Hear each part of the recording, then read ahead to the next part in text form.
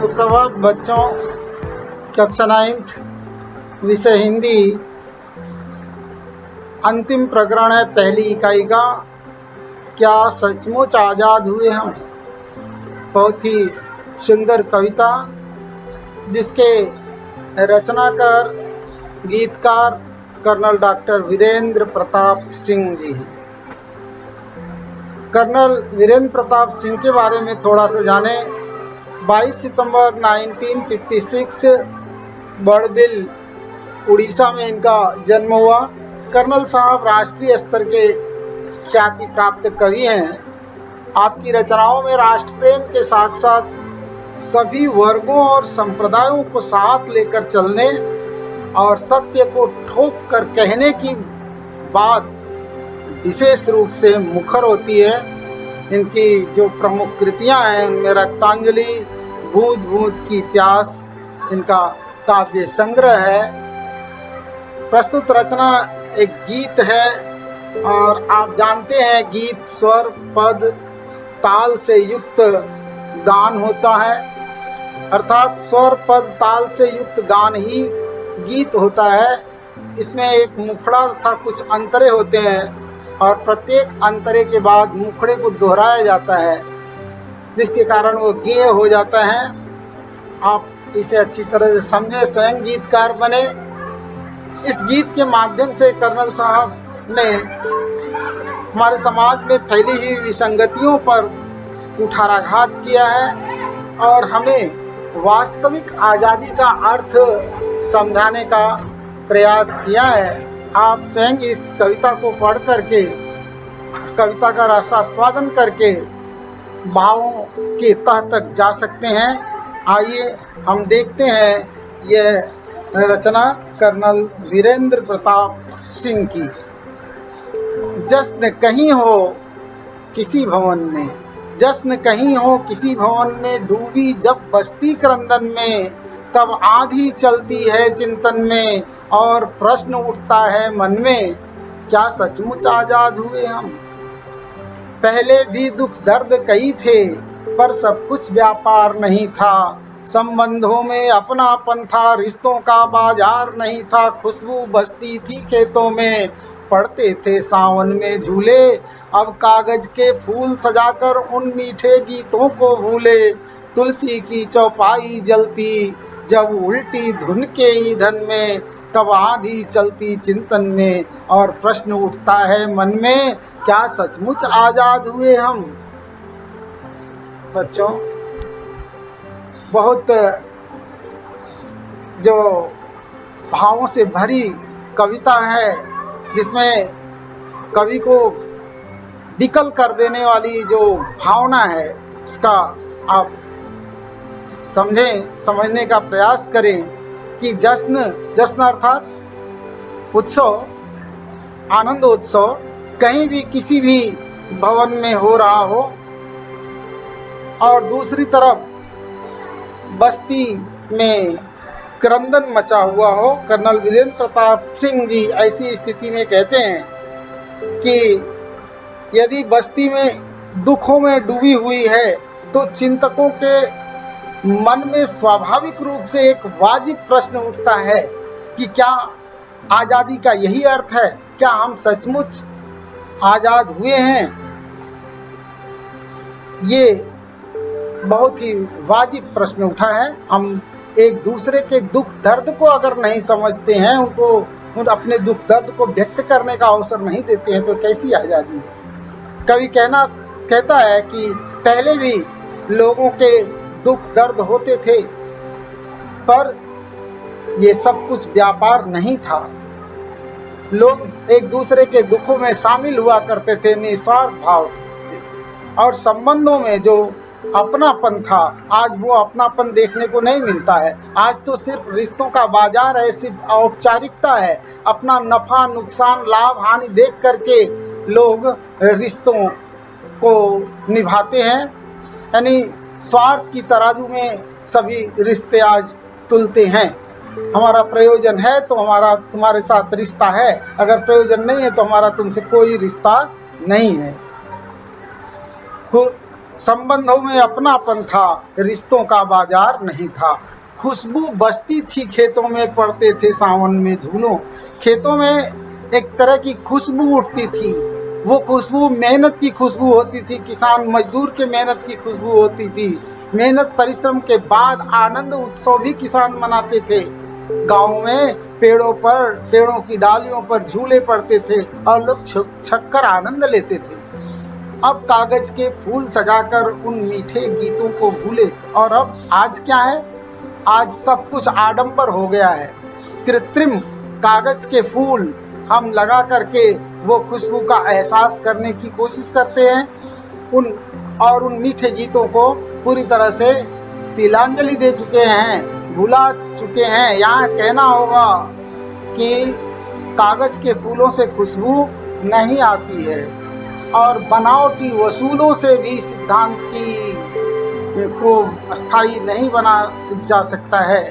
खुशबू आ नहीं सकती कभी कागज के फूलों से। इस बात को यहाँ बड़ी गहराई से आप देखें कि तुलसीदास की चौपाई घर घर में गाई जाती थी, और अब उल्टी धुन के ईंधन में चौपाइयां जल रही हैं, फिल्मी धुन में चौपाइयों को गाया जा रहा है। ऐसी स्थिति में जो बुद्धिजीवी हैं, उनके मन में विचारों का अंधड़ उठता है, और एक वादी प्रश्न खड़ा हो जाता है कि क्या सचमुच आजाद हुए हम? माना अनपढ़ थे बाबूजी, माँ थी उपवासों की मारी, भाई की अपनी मजबूरी, भाभी की अपनी लाचारी। कवि कहना चाहता है कि उसके पिताजी पढ़े लिखे नहीं थे, यानी बहुत सारे लोग उस समय आजादी के पहले पढ़े लिखे नहीं थे। कवि कहता है कि माँ महीने में जाने कितने उपवास रखती थी, भाई की अपनी मजबूरी और भाभी की अपनी लाचारी थी। सब अपने अपने बंधन में बंधे थे, मर्यादाओं का पालन करते थे। सज्जा के सामान नहीं थे, होड़ नहीं थी दिखलाने की, साज सजावट डेकोरेशन करने के लिए वो आज जैसी तमाम भौतिक सुविधाएं नहीं थी। तो दूसरी तरफ ये दिखावा का होड़ भी नहीं था, स्पर्धा होड़ भी नहीं था। सब कुछ खोकर भी लोग खुशियों का एहसास करते थे। खुशियां सब कुछ खोने में थी, त्याग में था, और ज्यादा पाने की लोगों की इच्छा भी नहीं थी। कवि कहता है कि तब टूटा हुआ घर लगता था, आर्थिक अभावों के कारण घरों की मरम्मत नहीं हो पाती थी, तो भी सब लोग मिल करके आनंद से रहते थे, खुशी मनाते थे।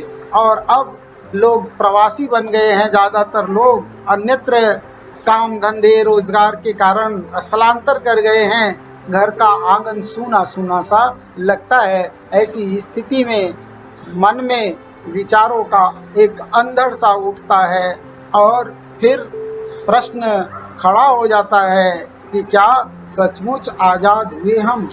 क्या वास्तव में यही आज़ादी है? विकास क्या गांव-गांव तक पहुंच सका है? क्या हर व्यक्ति की आकांक्षाएं और उसके सपने पूरे हो सके हैं? कर्नल साहब ने तमाम सारी सामाजिक विसंगतियों और राजनीतिक विसंगतियों पर चुटीला व्यंग किया है, कुठाराघात किया है, करारा प्रहार किया है, जिसे आप इस संक्षेप में समझें। आज़ादी का अर्थ नहीं है केवल सत्ता का परिवर्तन, आज़ादी का अर्थ नहीं है चंद चुने मोरों का नर्तन, आज़ादी का अर्थ नहीं है सबका उच्छृंखल हो जाना, ऊंची कुर्सी के आगे जब न्याय रेंगता अभिनंदन में, तब आधी चलती चिंतन में, और प्रश्न उठता है मन में, क्या सचमुच आज़ाद हुए हम? यहाँ कवि कर्नल वीरेंद्र प्रताप सिंह जी ये बताना चाहते हैं कि आज़ादी का अर्थ केवल सत्ता परिवर्तन ही नहीं है। आज जो क्रांति की मशाल लेकर के लोग हमारे अनुकूल कुछ नहीं हो रहा है तो हम सत्ता का परिवर्तन करें, लेकिन व्यवस्था वही बनी रहे तो सत्ता परिवर्तन का क्या अर्थ है? इसलिए कवि कहता है कि आज़ादी का अर्थ नहीं है चंद चुने मोरों का नर्तन। यहाँ चंद चुने हुए मोर, वो वैभवशाली, वो समाज के प्रतिष्ठित सम्मानित पूंजीपति लोगों की ओर इशारा करते हैं कि आज़ादी का अर्थ यह भी नहीं है कि कुछ चुने हुए लोग अपनी मौज मस्ती में लगे रहें, सामान्य जनता की कोई परवाह नहीं करें। आज़ादी का अर्थ नहीं है सबका उच्छृंखल हो जाना, ऐसे लोगों का उद्दंड बन जाना। ये तो आज़ादी नहीं है, इसे तो आज़ादी नहीं कहा जा सकता है। देश में जब ऊंची कुर्सी के आगे, सत्ता के आगे न्याय व्यवस्था जो है दंडवत करने लगे तो उसे आज़ादी नहीं कहा जा सकता है। ऐसी स्थिति में स्वाभाविक रूप से मन में प्रश्न उठता है कि क्या सचमुच हम आज़ाद हुए? विचार करने के लिए हम मजबूर हो उठते हैं और हमारे मन में आज़ादी को लेकर के जो सपने, हमारे आज़ादी के जो स्वतंत्रता सेनानी रहे हैं, जिन्होंने कुर्बानियां दी है, क्या इसी दिन के लिए? ये प्रश्न उठना स्वाभाविक है। आज़ादी है खुली हवा के झोंकों का सबको छू जाना, आज़ादी है ओस सरीखी नर्म पत्तियों पर चू जाना, आज़ादी है इंद्रधनुष के रंगों का मिलजुल कर रहना, आज़ादी है निर्झरनी सा सबके हित की खातिर बहना, आज़ादी जब परिभाषित हो बंधती सत्ता के बंधन में, तब आंधी चलती चिंतन में और प्रश्न उठता है मन में, क्या सचमुच आज़ाद हुए हम? आइए देखें यहाँ कवि कर्नल वीरेंद्र प्रताप सिंह जी क्या कहना चाहते हैं। कवि डॉक्टर वीरेंद्र सिंह कहते हैं कि आज़ादी प्राप्त होने का अर्थ है उससे मिलने वाला सुख सभी को प्राप्त हो। जिस प्रकार से ओस की बूंदें तिनकों की घास की नरम पत्तियों पर चू पड़ती हैं और उन्हें शीतलता का एहसास दिलाती हैं, ठीक उसी प्रकार आज़ादी से प्राप्त होने वाला सुख समाज के दुर्बल से दुर्बल घटकों तक पहुँचे तो आज़ादी सार्थक कही जाएगी। हर द्वार पर रोशनी गीत गाती हुई नजर आए तो कहा जाएगा कि आज़ादी सार्थक है। आज़ादी है इंद्रधनुष के रंगों का मिलजुल कर रहना। आज़ादी का वास्तविक अर्थ है इंद्रधनुष की तरह सभी देशवासी मिलजुल कर रहे हैं। जैसे इंद्रधनुष में 7 रंग होते हैं और सातों मिल करके उसकी खूबसूरती को बढ़ा देते हैं। आज़ादी का अर्थ है निर्झरनी सा सबके हित की खातिर बहना। जैसे नदी का जल सबके उपयोग में आता है, उसी प्रकार आज़ादी के कारण होने वाले देश के विकास का लाभ हर एक तबके तक पहुँचे। आज़ादी जब परिभाषित हो बंधती सत्ता के बंधन में, अर्थात कवि कहना चाहता है जब आज़ादी पर सत्ता का शिकंजा कसता है तब चिंतकों के मन में विचारों की आंधी उठती है और यह प्रश्न लाजमी स्वाभाविक रूप से उठता है कि क्या सचमुच हम आज़ाद हुए हैं। आप देख सकते हैं कि किस तरह से आज न्याय जो है सत्ता के सामने नतमस्तक हो रहा है। ये आज़ादी नहीं है। बच्चों, क्या सचमुच आज़ाद हुए हम? इस पाठ में आई हुई जो पाठ पर आधारित कृतियां हैं उन्हें आपको करना है। आप कविता को अच्छी तरह से पढ़ें, समझें। अगर समझ में नहीं आया हो तो ज़रूर इसके बारे में आप हमसे व्यक्तिगत रूप से चर्चा करें। धन्यवाद।